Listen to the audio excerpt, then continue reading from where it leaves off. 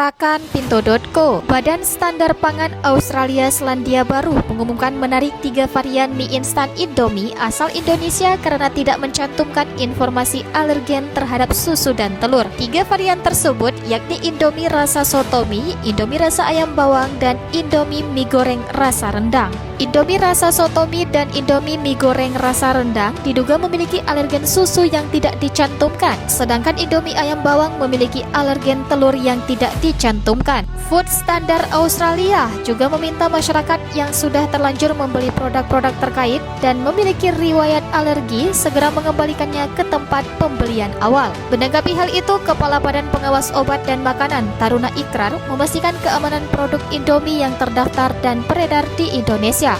Ikrar menekankan produk Indomie dengan 3 varian tersebut khusus dijual di Indonesia.